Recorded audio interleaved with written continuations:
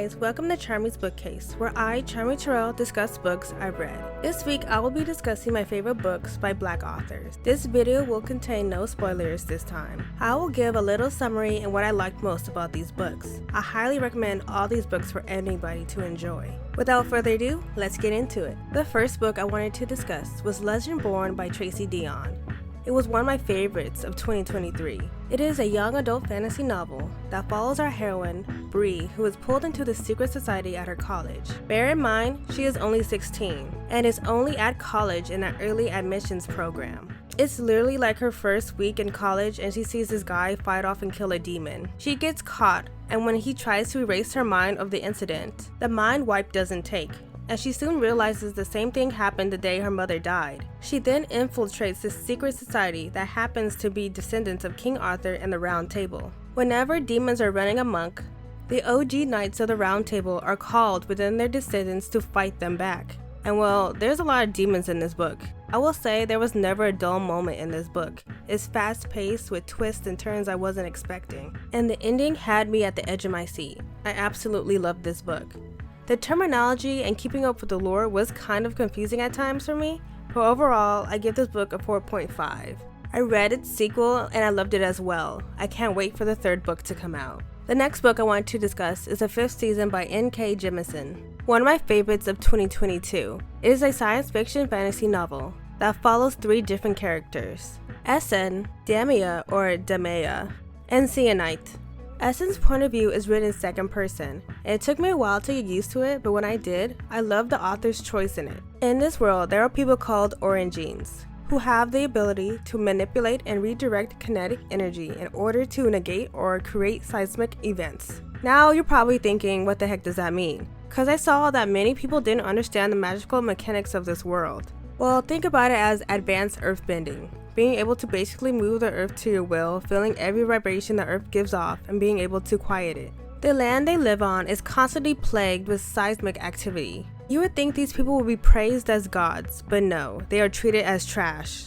Essen is an older woman tracking down her husband who has just killed their son and kidnapped their daughter. He did this because Essen is an orgy and has passed this ability down to her children.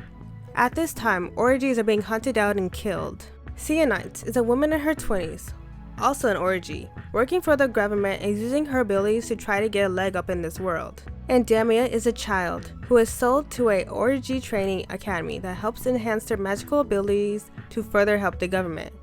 These women go through so much pain, hurt, and challenges as they navigate the world and their purpose in it. This book is very graphic when it comes to kills, and after finishing this book, I was left feeling like I need to read the rest of them right away. For me, it was 5 stars.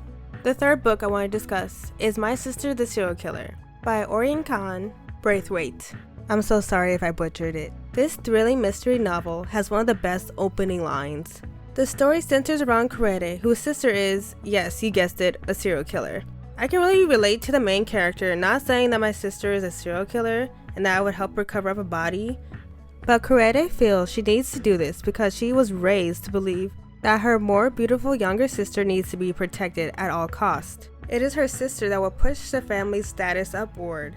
Karede is treated like the ugly stepchild from everyone, even her own mother, who dotes on her younger sister, Aola. Her sister is basically a black widow. She's charming, beautiful, and gets whatever she wants. But she keeps killing those men courting her, claiming self-defense. Maybe the first time, but girl, after 3 more, you need therapy. Her compulsion to kill may stem from the abuse she suffered from her father, but girl, you need some professional help. It is never really specified, but I don't think Aola goes into these relationships thinking she's gonna kill this man. I think she has good intentions till the man does something that reminds her of her father, like yell at her, and she is in a fight or flight mode and just kills them. I find Karede's nonchalant attitude towards helping her sister get rid of a body so humorous. Stated on page 3, and I quote, "I am not angry. If anything, I'm tired. I was about to eat when she called me. I had laid everything out on the tray in preparation. I had folded the napkin into the shape of a crown and placed it at the center of the plate. The movie was paused at the beginning credits and the oven timer had just rung when my phone began to vibrate violently on the table. By the time I get home, the food will be cold." End quote. Girl was more concerned about her dinner than the dead body on the floor. I had a moral dilemma reading this, cause I know what they're doing is wrong, but I also don't want them to get caught. Overall, this book had my anxiety on 10 the entire time. 4 out of 5 stars. Last but not least, The Davenports by Crystal Marquis. This book is a mess in the best way possible. This is a young adult historical romance, and at first glance I thought this would be like a black version of Bridgerton, but all the two have in common is the courting season atmosphere and the fake dating trope, but I'll get into that later. Besides that, I found The Davenports way more entertaining. The story follows 4 different protagonists: Olivia and Helen Davenport, sisters, their maid Amy Rose Shepherd, and Olivia's best friend, Ruby Tremaine. All 4 girls are trying to navigate the social norms of Chicago in the 1910s. Olivia is very much like Daphne, wanting to find a suitable husband to marry, at first. She takes a liking to Mr. Jacob Lawrence, but soon catches feelings for a young lawyer fighting for black rights in the South, Mr. Washington DeWitt. While her sister Helen doesn't want marriage, she starts having feelings for Jacob, who is courting her sister.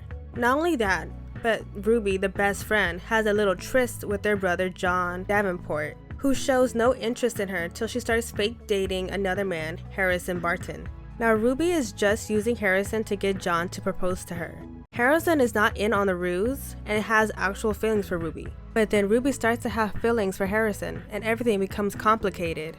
But John has his eyes set on the maid, Amy Rose, who dreams of having her own salon, but being a black unmarried woman in 1910 is not going so well. So Olivia wants Washington while courting Jacob, Helen wants Jacob but doesn't want to hurt her sister, Ruby wants John but also loves Harrison, while John wants Amy Rose, who knows that their relationship will never work out and she has more opportunities out west.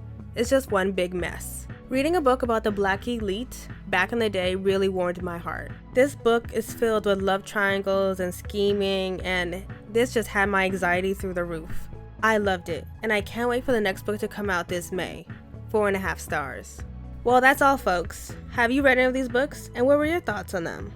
Don't forget to like and subscribe to our channel and hit that bell to be notified every time we drop new content. If you want to follow our social medias, they'll be linked in the description box below. Bye! See you next time!